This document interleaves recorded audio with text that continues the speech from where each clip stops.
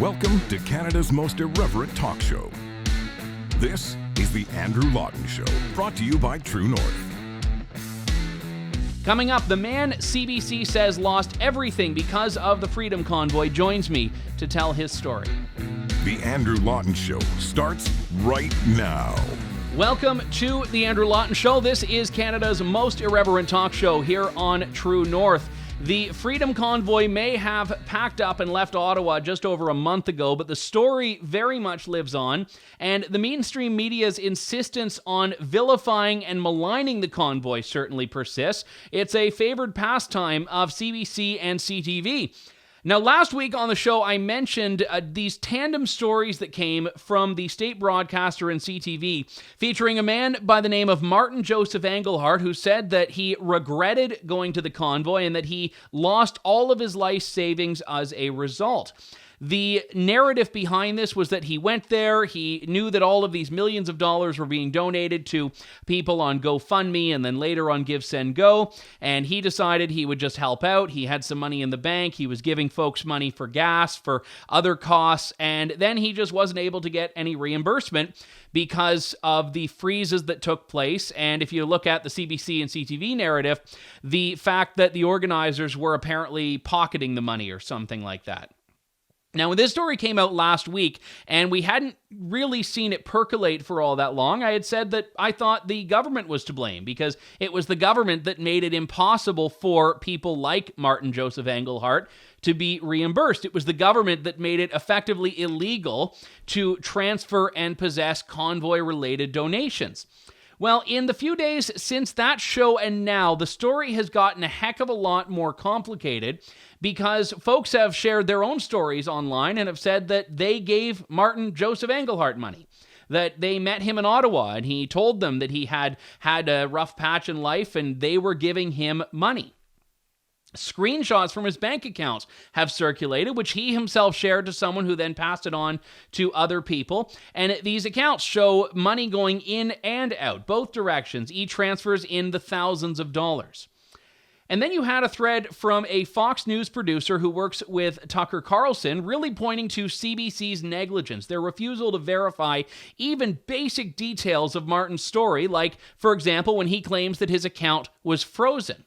When the government itself, not that I trust the government all that much, but the government says that it froze a little over 200 accounts and all of those have now been unfrozen. Yet that detail apparently escaped the CBC and CTV reporters who wrote these stories. So there's a lot to this, and it's very relevant because what we have here is not just lazy journalism, but journalism that's being done deliberately to cast this convoy movement in a bad light, and in doing so, elevate a story of a person that has questions about the validity of that story from other people that were involved in the convoy. Now, we don't shy away from the difficult discussions on this show. Joining me now is that man himself featured in that story, Martin Joseph Anglehart. Martin, thank you for joining me today. It's good to speak with you.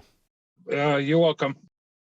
You became, in the last week or so, a bit of a household name among a lot of sectors of the population here. Two major stories, one in CBC and one in CTV, both had a very similar narrative. And I just shared it with my listeners, but just to get on the same page here, the story was that you went along with the convoy. You, as a result of thinking you were going to be reimbursed by people there, by the donations that were coming in, were giving money to people, something in the range of $13,000. The story says that you lost your life savings and had regrets about being a part of it. Now, you reached out to me very soon after these stories came out, and I talked about them briefly on the show last week and said that this did not reflect the conversations that you had with those reporters and also didn't reflect your overall experiences. So I wanted to reach out an invitation to you in general to come on and tell your side of the story.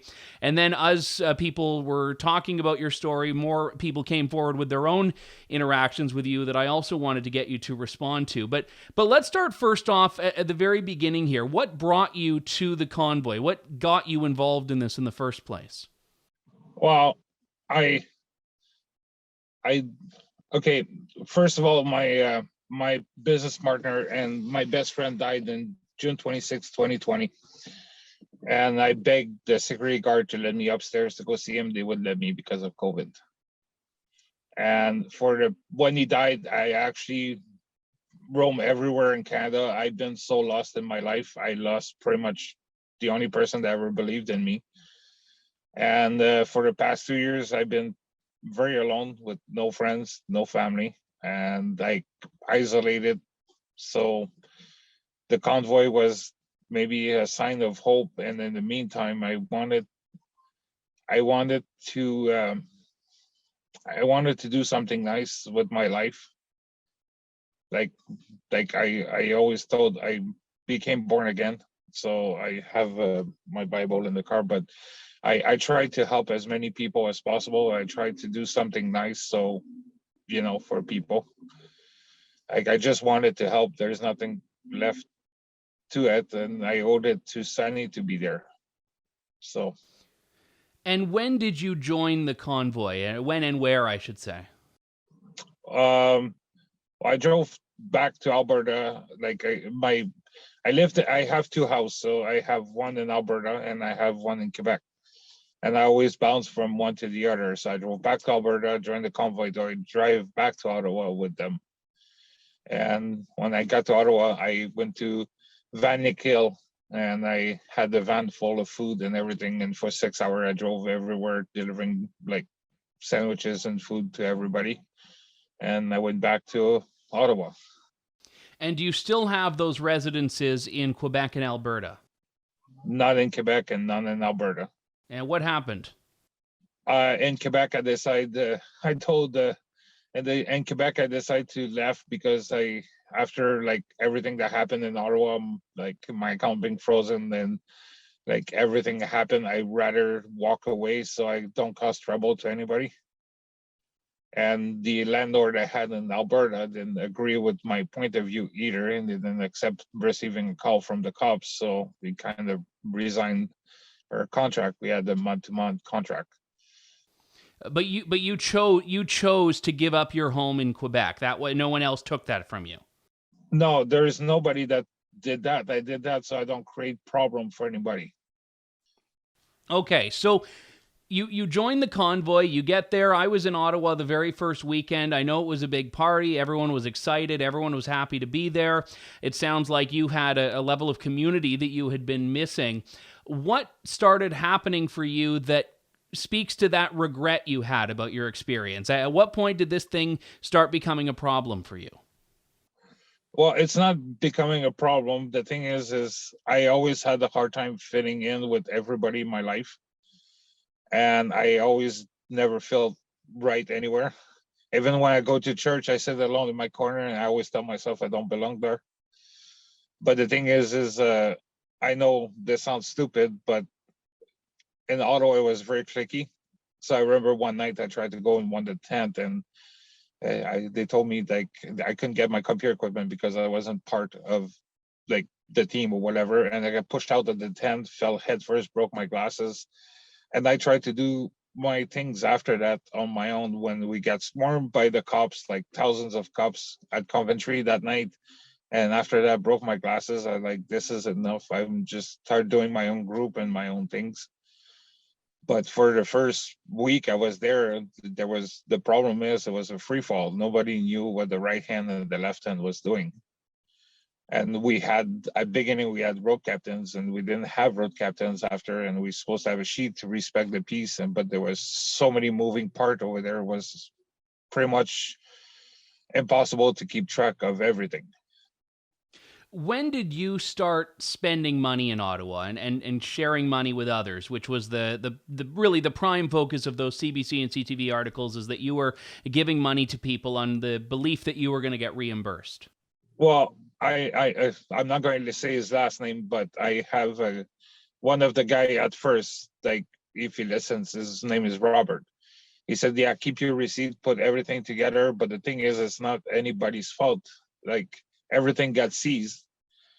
The problem is like there was so many moving parts. So I got people say, well, we need gas, we need this. So I transfer money. I pull out $1,500 in my account.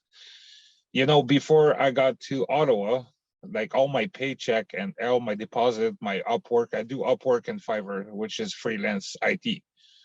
Total about maybe $16,000 On that $16,000, I owe some client about $4,000 on this because I never finished the work. But the thing is like I give money to people. I made them sign receipt. I give them gas. I went to the truck stop, fill up slip tank.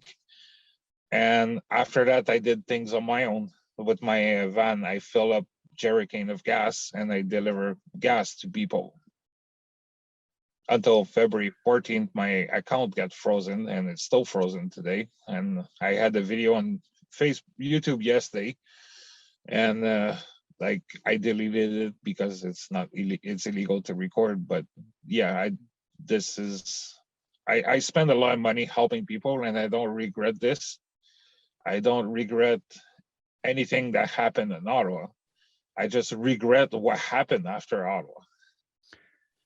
Let's go back to your account being frozen, because the government has said that all the accounts that it froze under the Emergencies Act, so Justin Trudeau saying we don't want people giving money to the truckers, all of those have been unfrozen. Now, you just mentioned something right now, that your account was frozen and remains frozen to this day. What do you mean by that exactly?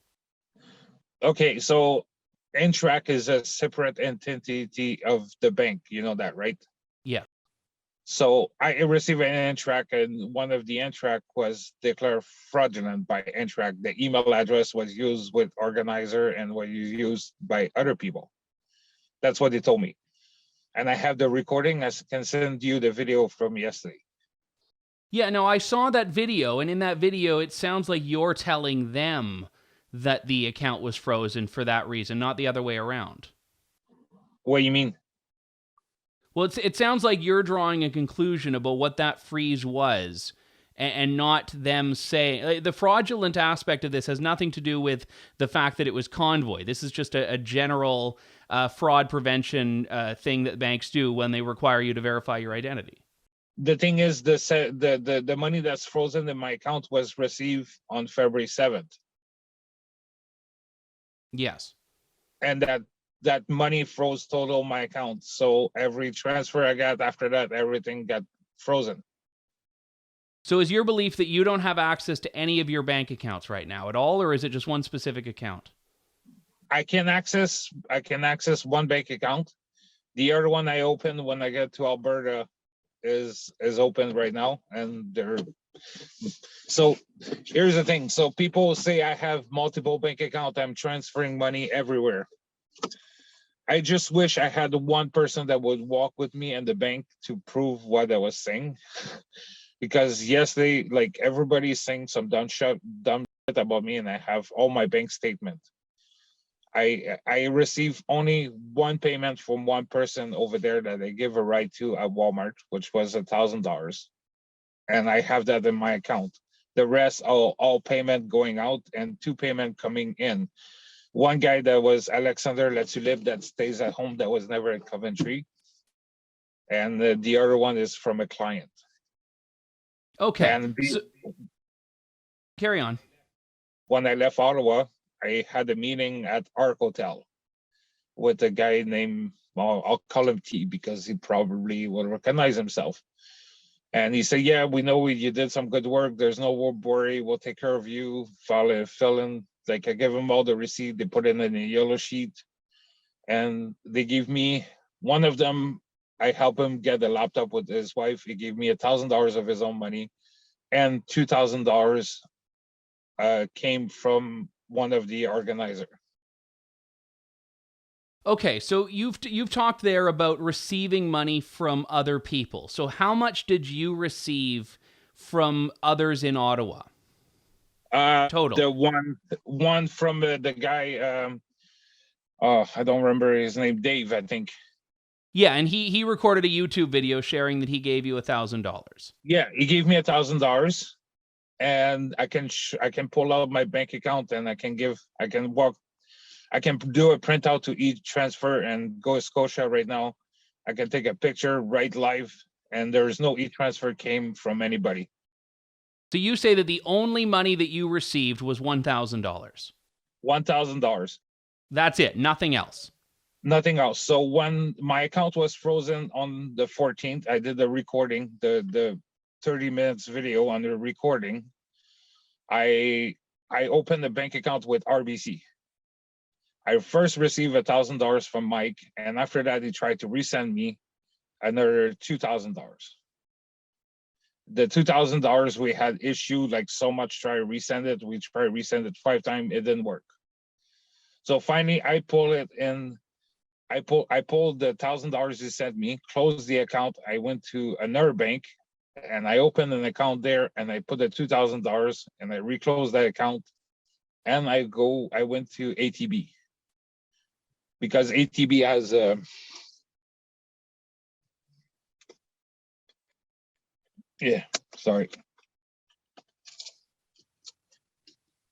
debit Visa. National Bank doesn't have National Bank doesn't have debit Visa, it's just a plain card. So I use my debit Visa to purchase like hosting for web design and everything. But you said now that you received 2,000 from someone, but a few moments ago you said you only received 1,000. No, I received one on February 7th. I received $1,000 from Dave. Okay. February 5th, I received $200 from a guy that stayed at home because I had the post I never asked for money, but I had a post on Facebook, and it's a guy that never went to Ottawa, and he sent me $200. February 14th, when my account was frozen, I got $1,000 from Mike, and I can give you his phone number. And they gave me another $2,000. The first $1,000 went into RBC, and RBC was closed because they said that it was weird that I received two. The only transaction came in my account in 24 hours was 2 e-transfer. So I took the $1,000 and I pulled it out. And no, wait, I have TN also that offered me another deposit, which was $250. Okay, so how much? Here's the thing, though, because you mentioned right there. So TD said this account wasn't legitimate because they thought your account was not legitimate, rather. But then you said you took that money out still. Yes, I took. So RBC offered. You're describing a lot more than $1,000 here. We're up to at least $4,250. Are we not? Yes, but I'm explaining. So Dave sent me $1,000 on February 7th. On the 14th, I got $1,000 from Mike, and after that, they told me I start driving west. I with this car here, and they sent me another $2,000 that went in the National Bank, which account I don't use anymore. Does it make sense? Yes. So when I was in Ottawa on the 14th, I got $1,000 from Mike. I can give you his phone number, and $250 from TN. And they told me, like, when I start driving, I had to pay the taxes and the plates on this car and the insurance. They sent me another $2,000, which I use for hotel and gas to get back. This is the only money I got from Ottawa. Okay. I've heard that people offered to and actually paid for a hotel for you in Ottawa as well. Is that true? Yes, but why would I take a hotel room? I'm sorry to say, but why would I take it? Okay, I'm sorry. Some people will hate me for what I'm going to say, but I found it unfair that main organizer would stay in a 5-star hotel when volunteer and trucker would sleep in their truck in the cold. I found it that I didn't have the same right to do this. Does it make sense? Like if they so did you stay in a hotel at all in Ottawa? No, never once. Okay, so you never slept in a hotel room at all in Ottawa, you're saying? No, I stayed in my van the whole time. And the people that have said to me that they know that you had received a hotel room are misinformed or are not telling the truth. Yes, I never stayed in a hotel once. Okay. I never ever stayed in a hotel once. I wouldn't go to a hotel because people on the ground would be in their van like me, and I found it unfair to go in the hotel. Does it make sense? And people have also said, Martin, that they handed you cash when you were there because, they heard your story. They were trying to be helpful. There was a lot of cash going around. And obviously you didn't describe when you were talking about the amounts that you received by e-transfers cash. Did individuals in Ottawa give you cash? If I recall, no. If you recall. Yeah, I can't because I had my money before I got there. I can pull out. Oh, I can pull out everything I had before I came to Ottawa. I didn't need anything from anybody. The only reason I Dave gave me $1,000 is because I told him that I started depleting everything to help everybody, and I still had about $3,000 that day, I think, or something. So, and I had money, more money coming in from Upwork. There were screenshots from your account, Scotiabank account specifically, that you shared, and I mean, whoever you shared it to, it's been circulating among journalists. And I made sure before we spoke to send you these images and ask if they were authentic, which you said they were. And again, this is just one Scotiabank account, but when I look at this, I'm seeing a lot of e-transfers that are going out and then being canceled. So they're going out and immediately coming back into your account. What is the story here? Is this money that was not actually leaving your account and not actually going to anyone? No, all my e-transfer. So if you send an e-transfer to somebody that don't get the right answer, the e-transfer is canceled. Does that make sense? So people weren't accepting these e-transfers then. When I see, for example, on whatever day it is here. If you look at my bank statement, I only highlight the statement that went out. If you look at the column, the money that went out at the bottom, the fourth page, it says $12,000 went out, $6,000 went in. On the $6,000, I think I have like $4,000 in payout. Yes, and I see here a lot of the money that went out is point of sale purchases. There are ABM withdrawals there. There are purchases at a place called Herbs Travel Plaza. Now, is there anyone that can attest that the things that you were spending money on or the transfers that you were sending were going to other people? Yes. Who can corroborate that? Because right now we have some people that are saying that they were sending you money, and you have you saying that you were giving money to other people. Look, I sent yesterday all my stub and everything. I can pull it right live in front of you and record my screen while I'm doing it. There must be an app for it. But I mean, people that you can connect me to that I could get on the phone that would say, yes, Martin gave me $1,000. Martin gave me however much. I don't know their name. I know they were there, but I don't know their name. This is what I meant. Like do you know how many people was over in Ottawa and over? No, it was massive, and like I said, it was massive. And I also have heard from a number of people that there was so much trust and goodwill that money was going back and forth because a lot of people did, as to your credit, say that they thought that everyone was going to be made whole again. Yeah, but I didn't say, I never say I regret going to Ottawa. I regret what happened after. I regret what happened after. People say, oh, I have tons of money. I can give you access to my ATB right now, and from the day I opened it to today, I never get any donation from anybody. I only got one lady in Vancouver that tried to get me there, and I got another lady tried to help me get a place, but like. Someone sent me a screenshot of an email that you purportedly sent where they asked you, is this the email address to donate to the convoy? And you responded and said yes. Yes, Aaron. So that happened. So you told someone that had emailed you that your email address was the way that people could donate to the convoy if they transferred. That's correct? Oh, when I started doing my group was Ottawa Convoy Help. On February 8th, the one person sent me an email and they thought it was designed to me. And after that, they said, sorry, it's the wrong email. The only person I said yes is Aaron, because we had an arrangement. I still have the screenshot from the conversation. So we have very drastically different visions of your role in the convoy and of what happened to the money here. So when I asked you to come on the show, I said I want to give you an opportunity to speak to people. What is the message that you think people need to know about you and about your intentions that has not been conveyed in the CBC, CTV coverage and even in the social media discourse about this? Okay, so if I go back on Facebook and I start taking screenshot of all my posts I had on Facebook, and those are all my group that the Ottawa Convoy helped, they're deleted. If you Google like Ottawa Convoy Help or my name, you can see my old posts. Not one of my posts asked for money from people. I asked for volunteer. I asked for people to help me deliver fuel and everything. Not one single person I asked, not one post I asked for anything. And you're saying that all you received was $4,250 and no one gave you cash. That's your position. Yes. Okay. Well, I appreciate it, Martin. And again, I think this is an important discussion for people to have, and important for people to have the facts. I have a question for you. Absolutely.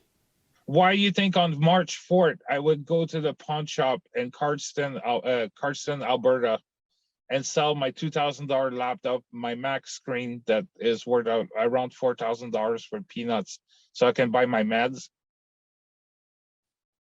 I don't know. And again, to be fair, Martin, I'm not making accusations. I'm asking questions because... The thing is, the people say I have 3 bank accounts. You know how crazy this was for me? I made mistake in my life, and I admit it, and I had a video, and I admit all my wrong. But I tried for the past time, I tried to help everybody as possible, and I made mistake in my life because I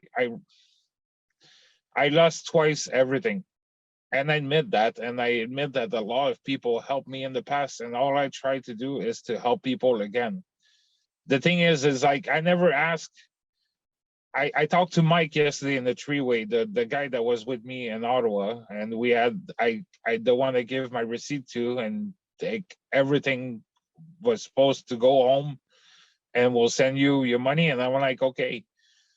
But the thing is, I never asked for, like, even then, I had the one guy last week, the stunt dummy. He said, I'll send you $50. I said, I don't want it. I'm okay. Does it make sense? I like right now, look. I don't know if I can show you, but look at my gas. I don't even have nothing. I sleep in my van. Look, this is only what I had left: a sleeping bag, a suitcase, and a bag. I have nothing left in my life. I can't even afford to eat. I have $3 in one account and $1 in the other one, and it's still frozen. And I speak genuinely when I say, Martin, that my heart goes out to you. And this is why, again, I think it's important to have you on. You don't blame the convoy for this. No, I don't. You know how crazy this was? I was in Ottawa every single day. I got a paper saying I'm supposed to cease delivering fuel to people. You know, you got that old man that got beat up by the cops. There were 3 times his size. It was chaos over there. It wasn't fun. See, the first week of Ottawa was amazing, and people were being people. There's people helping each other. And the only thing I ever wanted to do in Ottawa was to help people. This is, if it's live and people will say, look, I'm not sick. I have Lapro in my stomach. I have staples in my stomach. And people didn't know this, but in Ottawa, I was in the worst pain ever, pulling my wagon and helping everybody. And I can show you like all the money that came in way before the convoy, and all the money I saved up. That wasn't for the convoy, but I saved up money, and I had money put aside. Like, that wasn't for the convoy. I had my own money when I get there, and I said, okay, I'll go there. And it's not the first time I sleep in the car. It's not the first time I'm down like this. It's not the first time, but I only regret what happened in Ottawa.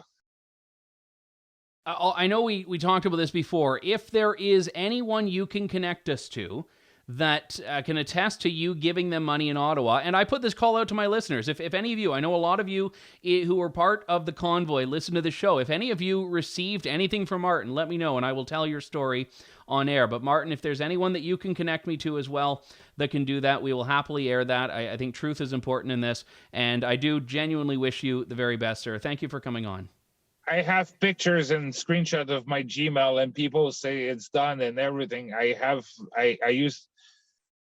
I delete all those groups, but I had like tons of comments from people. I had people that I send them mechanic. You can contact them on Facebook. Well, if you this is pre-recorded right now. If you can send me any of those tonight, I will make a point of showing them on the screen, sir. I can make that promise to you. Thank you very much. Talk to the people. I can send you the people that I help. I can send you a list of 5 people right now that I help, and you can talk to them. And they said thanks to me, like I did amazing job. Please do that. Genuinely, please do that, sir. And I will reach out to them before this show comes out. I will absolutely do that. Thank you. And I don't regret going to Ottawa. I just regret what happened after. Understood. I'm going to do something here I never do, which is give you a little bit of a look behind the scenes at the production of this show. That interview I did with Martin Joseph Anglehart was recorded yesterday, Tuesday, at about 4 p.m. Eastern Time. It's now midday on Wednesday. We asked Martin in that show, as you heard, if he could provide the name or contact information of anyone who can corroborate that he provided them fuel, food, or money, as he said he did, to the tune of $13,000. That's what we asked him. Now, at about 4:30 this morning, he provided a number of emails to my producer that had in them 3 different names. One of them was a pseudonymous Facebook account that I have not been able to reach.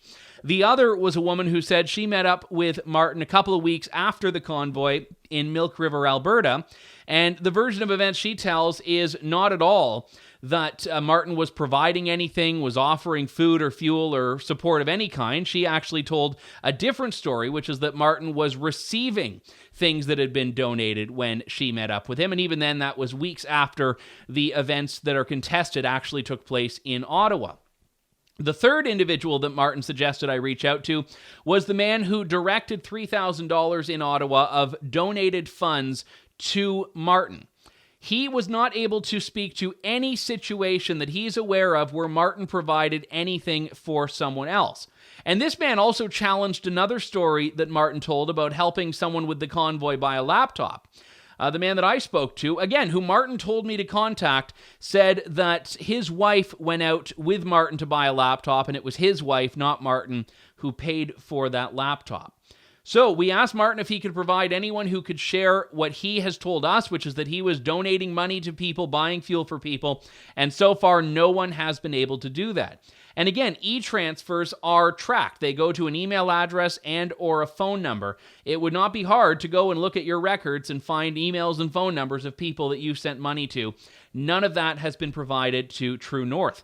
The reason I did this show is because the mainstream media was using this man's story to cast all of the convoy in a negative light, to talk about how they preyed upon this man that just went out there because he wanted to help people, he wanted to be part of something. Well, we've tried, we've given him an opportunity to explain, and I think there are far more questions than answers after that explanation, and the pursuit of evidence that supports his side has led to evidence against him.